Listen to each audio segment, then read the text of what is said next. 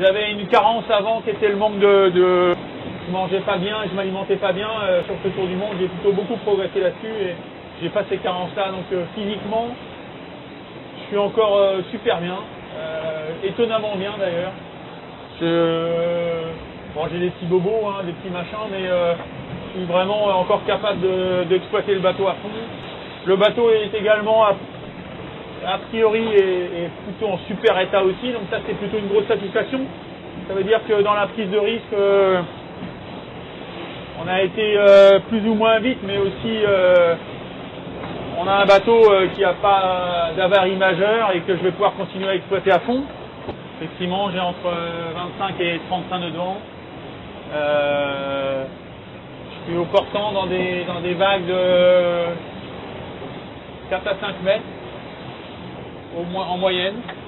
Et effectivement, depuis une dizaine d'heures, un petit peu moins, la mer du vent et la houle se sont alignés. Et donc ça permet d'aller un peu plus vite que cette nuit. Cette nuit, c'était à la fois une belle bagarre encore contre le fond qui m'a rattrapé. Et où j'ai pris un peu plus de 40 nœuds. Donc c'est sûr que j'étais un peu trop toilé pour le passage du front.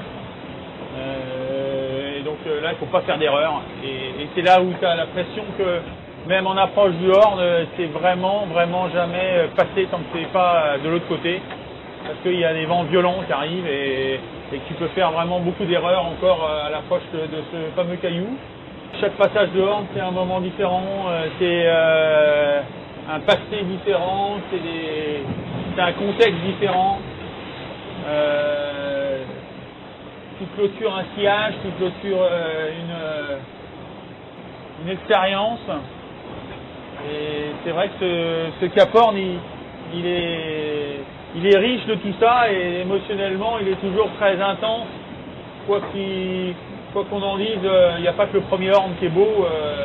Chaque Horn a finalement son histoire et pour chacun. J'ai pris la décision de rentrer un petit peu à l'intérieur de la zone de glace parce que par rapport au vent que j'avais, c'était quand même plus facile à gérer. Et c'est vrai que forcément faire du multicoque en solitaire dans des vents entre 25 et 30 nœuds par 51 ou 52 sud, c'est pas les conditions qui permettent d'être serein. Forcément, il y a une tension et une pression et ça peut aller jusqu'à de l'angoisse, mais ça saisit vraiment. Il y a une atmosphère très particulière où là, la moindre erreur, elle est fatale, totale. Et moi aussi, comme les gars de la Barcelona, si c'est le cas pour eux, craqué, eu des coups de moins bien et de doutes profonds sur le fait de pouvoir le faire ou de pouvoir y arriver.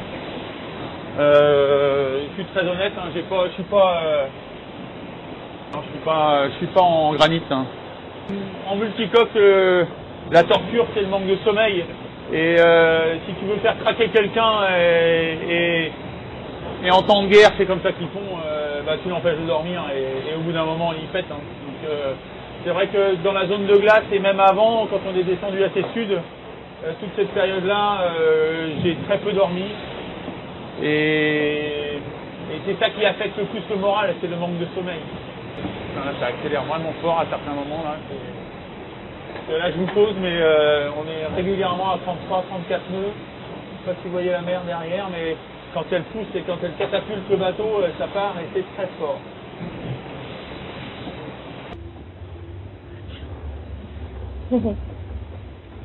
Un petit thé pour les buveurs de thé. D'ailleurs, je sais pas comment je me démerde, je finis toujours par le boire froid.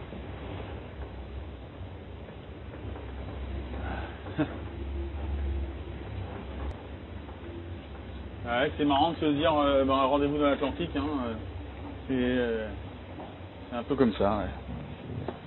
C'est rendez-vous dans l'Atlantique.